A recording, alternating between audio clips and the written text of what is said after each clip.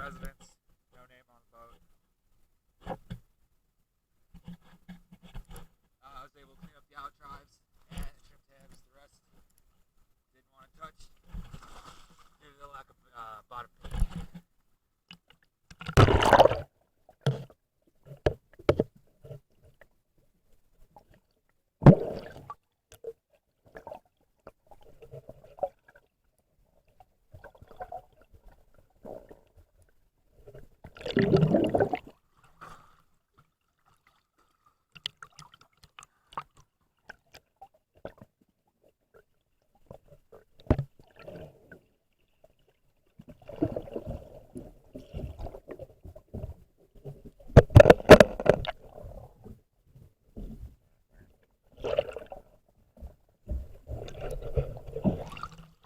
So the whole hull is completely covered like that, all the way up to the water line.